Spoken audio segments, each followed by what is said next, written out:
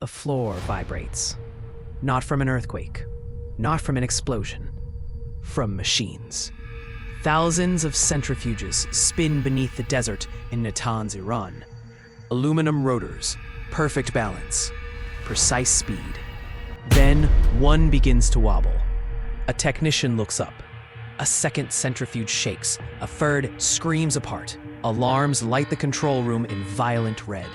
Pressure spikes. Rotational speeds jump far beyond safe limits. Engineers rush in. They check bearings, they check motors, they check tower supply. Everything looks normal. The machines destroy themselves while reporting perfect health. No fire, no bomb, no intruder. Only invisible instructions. The first digital weapon had just been fired. Natanz was built to be invisible. Buried beneath concrete, steel doors, multiple security rings, air defenses, armed guards, and one more layer of protection that seemed unbeatable. It wasn't connected to the internet. This is called an air-gapped system. No Wi-Fi, no Ethernet, no outside access. Inside Natanz ran a network of industrial computers called PLCs, programmable logic controllers. PLCs don't run emails. They don't browse websites. They don't care about users. They control physical reality. Speed, pressure, valves, motors. In Natanz, they controlled uranium enrichment centrifuges. Each centrifuge had to spin at an absurdly precise speed. Too slow, enrichment fails. Too fast, mechanical death. And the PLCs were the gods of that balance. The operators trusted their screens because the screens had never lied.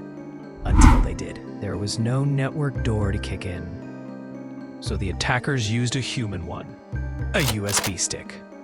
Somewhere outside Natanz, someone plugs an infected drive into a Windows machine. A contractor, a supplier, a technician. No click, no warning, no sign. The malware installs itself automatically. It doesn't need permission. This was the first shock. It uses a zero-day exploit. A vulnerability so new that Microsoft doesn't even know it exists yet.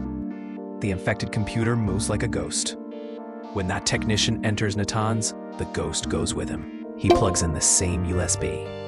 The air gap collapses instantly. Now Stuxnet is inside the most protected nuclear facility on Earth. But it doesn't detonate. It waits. It scans. It looks for Siemens industrial control systems. It ignores everything else. Office computers? Ignored. Emails? Ignored. Printers? Ignored. Then it finds what it came for. PLC controllers running a very specific model. Very specific firmware versions. Controlling very specific centrifuges. The malware smiles. It has arrived at its target.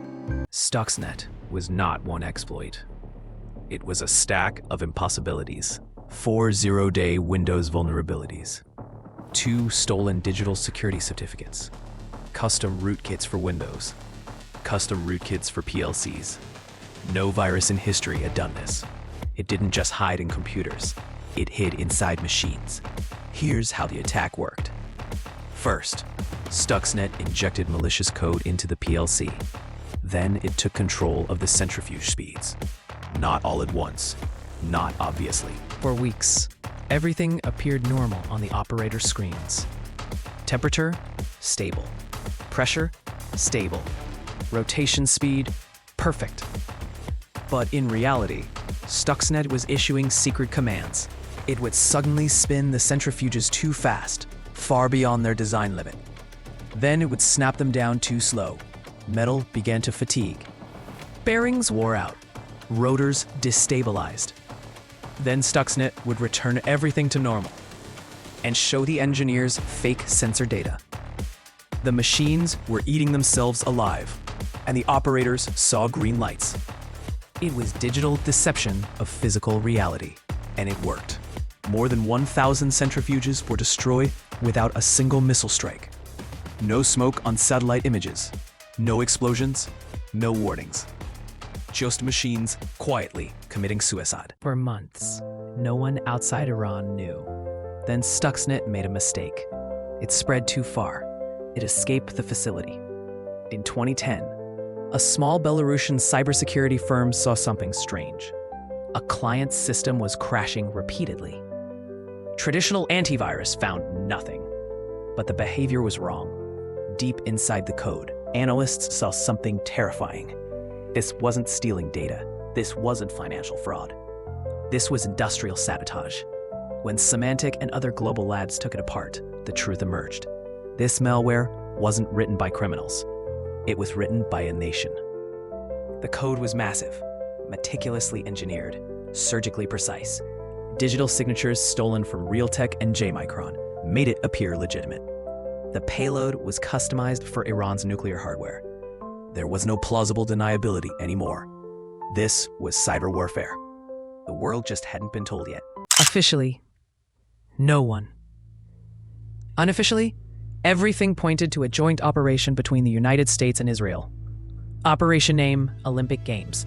Objective, delay Iran's nuclear program without firing a single missile. It succeeded. Iran lost years of progress. But something far more dangerous was unleashed.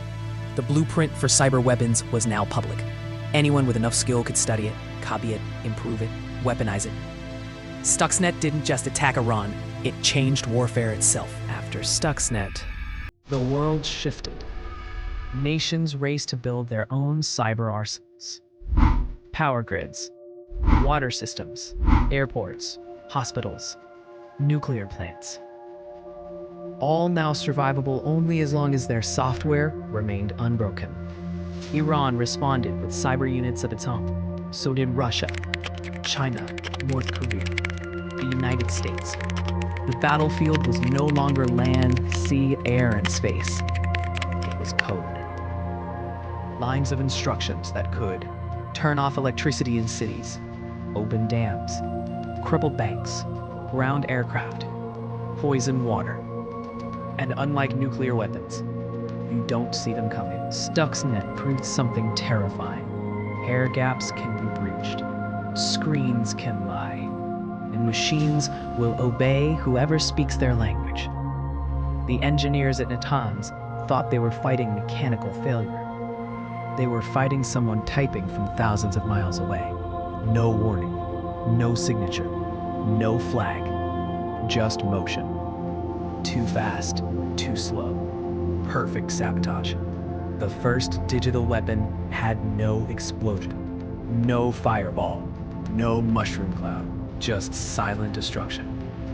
And now every nation on Earth owns the match.